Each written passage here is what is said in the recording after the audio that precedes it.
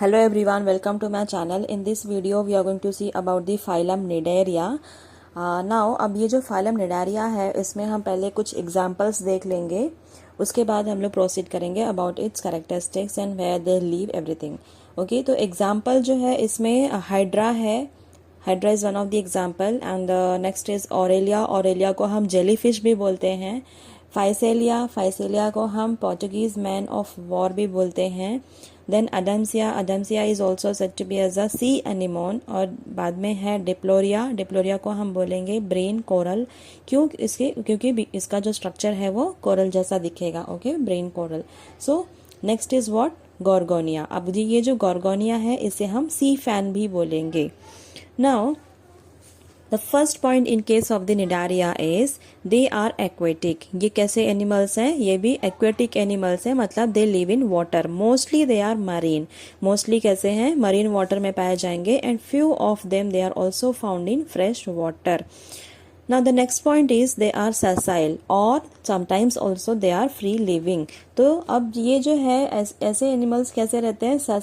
ससाइल रहेंगे. ससाइल का मतलब क्या होता है कि वो मूवमेंट शो नहीं करते, वो एक ही जगह पे अटैच्ड रहेंगे सबस्ट्रेटम से. जब भी कोई प्रे उनके पास आएगा, उनके जो टेंटिकल्स हैं वो जब उन तक रीच हो पाएंगे तो ही वो अपना फूड जो है ले पाएंगे. ओके, वो प्रे को कैप्चर कर पाएंगे.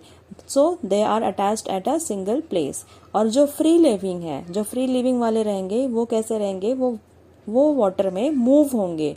Okay, along with the water current they will also move और वो अपना जो प्रे है वो कैप्चर कर सकेंगे यहाँ वहाँ जाके. Now the next point is what? They shows radial symmetry. Radial symmetry means what? कि कभी भी अगर हम लोग उस एनिमल को कट करेंगे किसी भी प्लेन से तो हमें 2 equal halves मिलेगा. क्या मिलेगा? We are going to get 2 equal halves. And they are diploblastic. Diploblastic means what? कि उनमें 2 germ layers पाई जाती हैं. हमने देखा था लास्ट टाइम की diploblastic and triploblastic. Okay, so यहाँ पे डिप्लोब्लास्टिक है where you are going to see only ectoderm जो कि आउटर लेयर होगी और एंडोडर्म जो कि इनर लेयर होगी. Okay, so these 2 germ layers are found. That is why they are said to be as diploblastic. With blind sac body plan. Blind sac body plan मतलब क्या? They have only single opening. इनमें mouth और anus 2 different openings नहीं होती है. They have only single opening पूरे body में. Okay, now the next is what? They exhibit 2 body forms. अब ये जो है दे एग्जिबिट 2 बॉडी फॉर्म्स. अब कौन कौन से बॉडी फॉर्म्स प्रेजेंट होते हैं? एक तो है पॉलिप जिसे हम बोलेंगे सिलेंड्रिकल फॉर्म. जो पॉलिप रहता है वो कैसा रहेगा? सिलेंड्रिकल फॉर्म है. फॉर एग्जाम्पल हाइड्रा में अगर देखा जाए तो they have cylindrical body form and it is also said to be as a polyp. Okay, और दूसरा जो है मेडुसा. दूसरा जो है वो मेडुसा है. मेडुसा मीन्स कैसा रहेगा? बॉडी का शेप अम्ब्रेला लाइक. अपना जो अम्ब्रेला रहता है, छाता रहता है, कुछ उस तरह से उसका शेप रहेगा. So it is said to be as a medusa. In this if we see example तो Aurelia which is also said to be as jelly fish. Okay, now next slide is of, see here you can see the picture of hydra. यहाँ पे अगर आप देखेंगे तो ये cylindrical shape का है. Okay, and it is said to be as a polyp. Okay, now in this picture you can see ये किसका पिक्चर है? ऑरेलिया का पिक्चर है. and now this Aurelia it is also said to be as jellyfish. और ये कैसा दिख रहा है? it looks like umbrella. so इसे हम क्या बोलेंगे? Medusa. okay, it is also said to be as medusa. क्यों? because ये umbrella like दिखता है. Okay, this is a diagrammatic diagram of Aurelia. ये अपना डायग्रामेटिक है. यहाँ पे लेबलिंग्स भी हैं. So here we are going to observe. अच्छा, अब टॉप पे जो है पहला स्ट्रक्चर वो कैसा दिख रहा है? Umbrella like. So it is said to be as medusa. Okay, जो कि अम्ब्रेला लाइक भी है.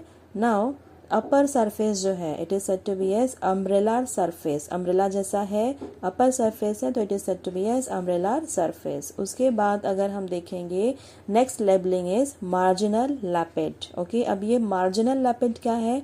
ये स्मॉल ईयर लाइक प्रोजेक्शन है. ओके, अब इसके जो बीच में स्पेस है, 2 मार्जिनल लैपेट के बीच में जो स्पेस है वहाँ पे क्या प्रेजेंट है? वहाँ पे सेंसरी मैकेनिज्म प्रेजेंट है जिसकी वजह से ये कोई भी चीज़ को सेंस कर पाते हैं.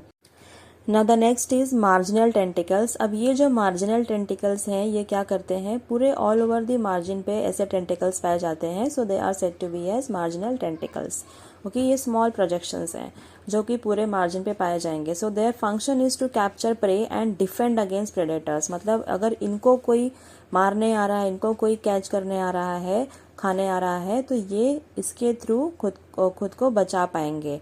और ये जो मार्जिनल टेंटिकल्स है इनको प्रे कैप्चर करने में भी क्या करेगा, हेल्प करेगा। ओके, अब ये सब अम्ब्रेला का सब अम्ब्रेला जो है सरफेस, उसका फंक्शन क्या है, जो इसके मसल्स हैं ये क्या करते हैं, स्क्वीज करते हैं। They squeezes the bell and generates thrust for swimming. ये स्क्वीज होगा, स्क्वीज आउट होगा, ऐसे होते जाएगा, स्क्वीज इन स्क्वीज आउट, जिसकी वजह से ये स्विम कर पाते हैं। Okay, so this is about its function.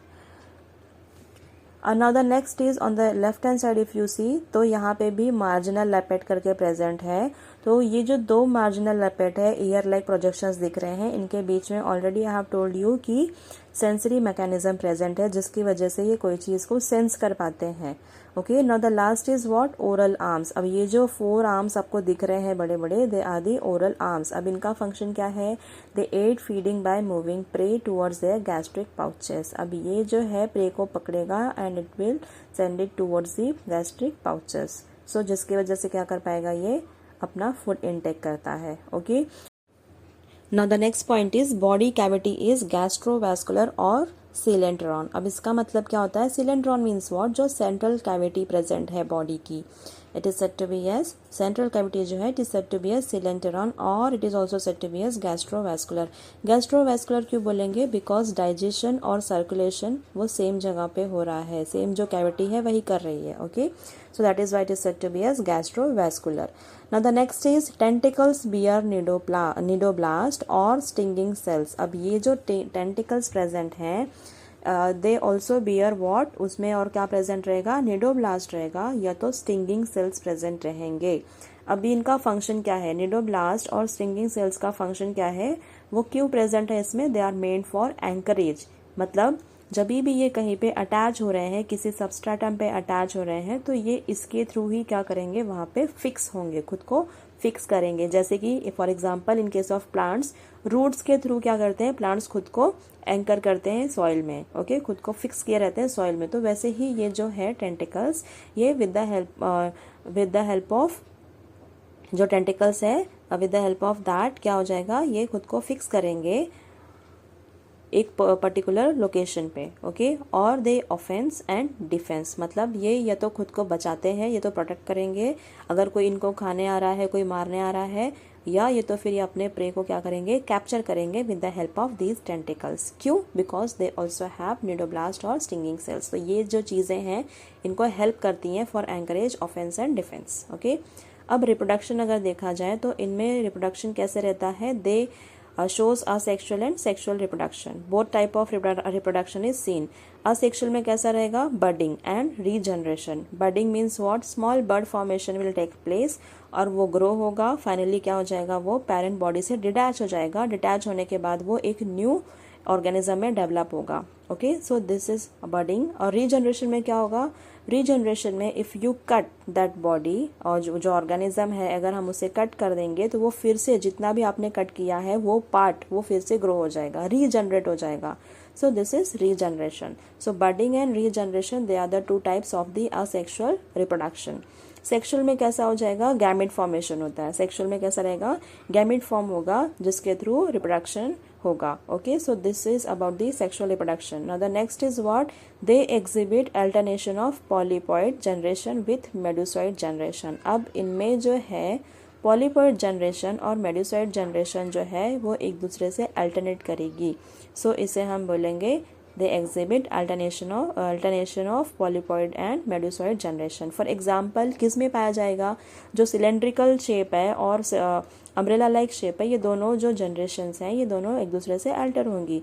तो ये किस में पाया जाएगा, for example Obelia. Okay, this is one of the example for the alternation of generation in for the polypoid and मेडुसॉइड।